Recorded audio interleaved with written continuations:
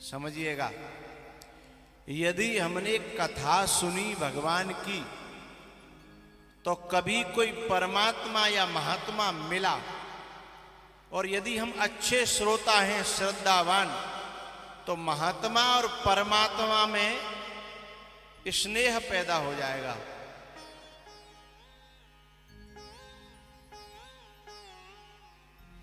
और यदि हमने कभी कथा नहीं सुनी है, दुष्टों का संग किया है, चतुराई पर भरोसा है, चालाकी है, बुद्धि कतरनी है, तो परमात्मा और महात्मा के मिलने पर उनमें स्नेह नहीं संदेह पैदा हो जाएगा।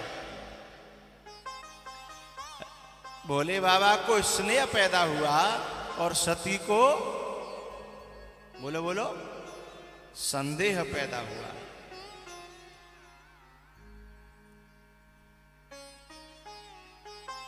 संसार का श्रवण करेंगे तो संदेह पैदा होगा, और कथा का श्रवण करेंगे तो स्नेह पैदा होगा।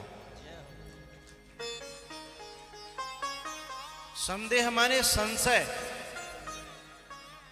और जब संदेह पैदा होता है, एक बात बताओ, पत्नी को पति में संदेह हो और पति को पत्नी में संदेह हो जाए, शंका, तो शांति रहेगी घर में?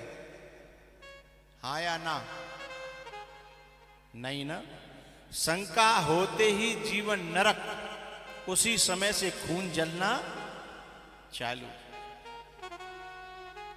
आपस में भाई भाइयों को संदेह हो जाए, देवरानी जेठानी को एक दूसरे पर शंका हो जाए, संदेह हो जाए, तो फिर जीवन जीवन रहेगा? उससे बुरा जीवन तो कोई है ही नहीं। गुरु शिष्य में संदेह हो जाए तो जीवन नरक हो जाएगा। तो संसार का हम यदि ज्यादा संग करेंगे तो संसार हमें संदेह करना सिखा देगा, और यदि संत का संग करेंगे तो वो हमें स्नेह करना सिखा देगा। अब हमें क्या सीखना है? स्नेह में शांति है, सुख है, आनंद है, और संदेह में गीता में कहा है भगवान ने,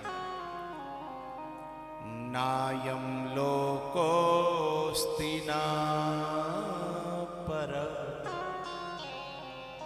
ना सुखम संशयात्मनः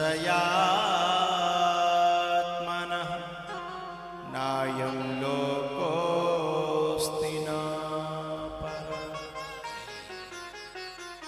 संशयात्मा जो व्यक्ति है, संदेह करने वाला, शंका करने वाला, उसे न इस लोक में सुख मिलता है और न उस लोक में।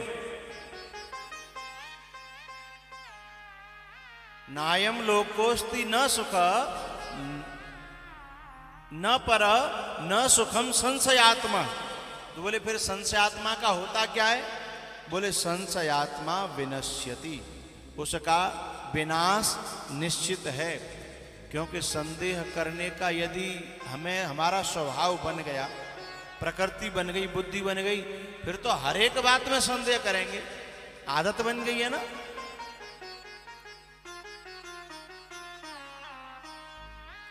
और यदि हम लोग संतों के साथ रहें तो हमें प्रेम करने की, स्नेह करने की, विश्वास करने की आदत पड़ेगी। फिर हमारे पास में ऐसे ऐसे जीव भी आने लगेंगे जो जीव किसी पर विश्वास नहीं करते, वो हम पर करने लगेंगे, क्योंकि हम विश्वास से भर गए हैं ना। अरे बहुत से लोग क्या कहते हैं पता है, जो संसार से ज्यादा संग करते हैं, बोले सुनो भैया, विश्वास हम अपने बाप का भी नहीं करते।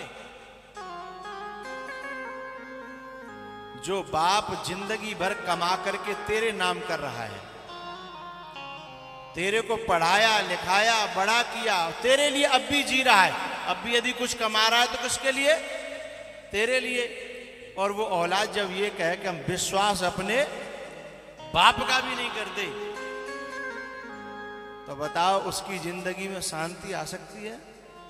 चैन आ सकता है? नहीं।